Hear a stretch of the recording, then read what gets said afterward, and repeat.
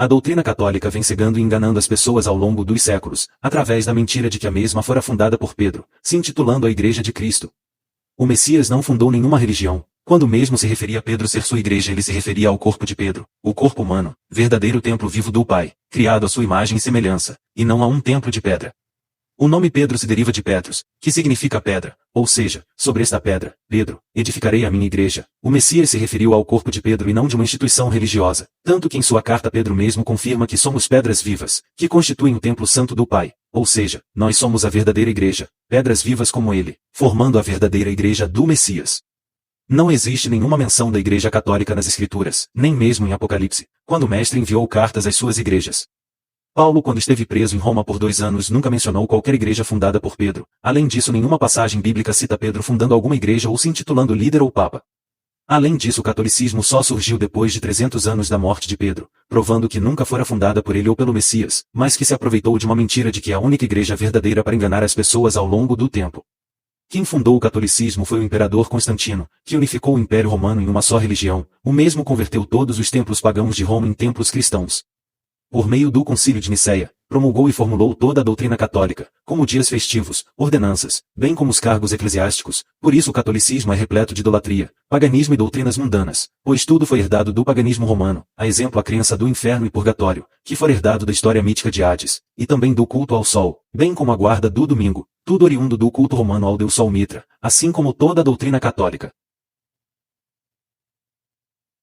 A Grande Babilônia, a mãe das prostituições e abominações da terra, pois dela se derivaram todas as falsas doutrinas cristãs, espalhando sua falsa doutrina, idólatra e herética. Dela se originou o protestantismo, que por sua vez se ramificou em milhares de denominações religiosas, cada qual ensinando um Cristo diferente, falsas doutrinas, heresias e mentiras, assim como a mãe, prostituindo a palavra pura do Mestre.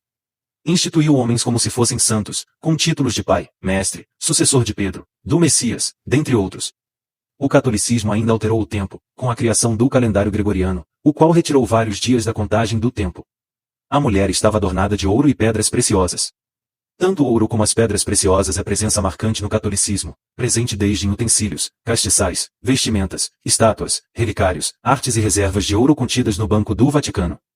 A instituição mais rica do mundo, acumulando uma fortuna incalculável, tudo em decorrência de dízimos, ofertas e vendas de indulgências ao longo da história, como pedaços de cruz ou chaves para o céu, a grande cidade, que se revestia de linho, púrpura e escarlate, toda ornada de ouro, pedras preciosas e pérolas.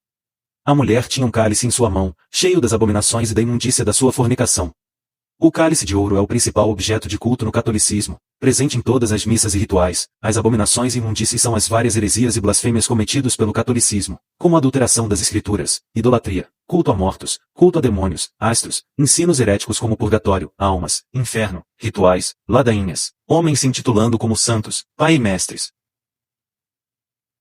A mesma instituição que é alvo de escândalos de pedofilia, desvio de dinheiro, corrupção, por isso é descrita como morada de demônios e de toda imundície.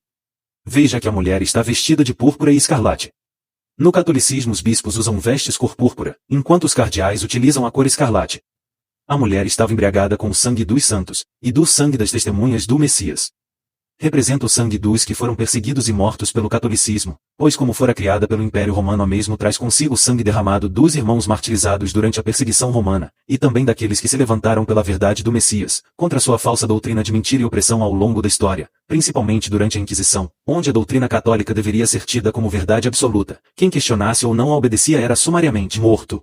A Babilônia, a qual embriagou toda a terra, por meio de sua falsa doutrina, deixando as pessoas totalmente entorpecidas e cegas, idolatrando todos os tipos de homens, demônios, falsos cristos, imagens, objetos, etc. A mulher ainda estava sentada sobre uma besta, cheia de nomes de blasfêmias. Representa o caído Azazel, o qual foi o criador do catolicismo, por meio de seu servo Constantino. Azazel é uma besta pois assume várias formas de títulos. Os nomes de blasfêmia são os nomes os quais atribuiu ao Pai, Messias e discípulos, escondendo seus verdadeiros nomes e em seu lugar colocou nomes blasfemos como Jesus e Deus. A mulher estava sentada sobre muitas águas. Águas no contexto bíblico representa povos, multidão, é todo o povo católico de todas as nações do mundo. O catolicismo é a religião cristã com mais adeptos pelo mundo. E disse-me, e as águas que viste, onde se assenta a prostituta, são povos, e multidões, e nações, e línguas. A mulher fornicava com os reis da terra. A Igreja Católica está intimamente ligada com a política e assuntos econômicos do mundo, está presente em todos os países e localidades, influenciando líderes e governantes. Repare como presidentes, líderes, empresários e homens influentes sempre vão ao Vaticano para se encontrarem com o Papa e fazerem reuniões. E a mulher que viste a grande cidade, cidade do Vaticano, que reina sobre os reis da terra. A mulher diz em seu coração, estou assentada como rainha, e não sou viúva, e não verei o pranto. Pois a Igreja Católica sempre reinou como rainha sobre a terra, nunca foi destruída ou abalada, até o grande juízo. E ouvi outra voz do céu, que dizia, sai dela, povo meu, para que não sejas participante dos seus pecados, e para que não incorras nas suas pragas. Porque já os seus pecados se acumularam até ao céu, e o Pai se lembrou das iniquidades dela.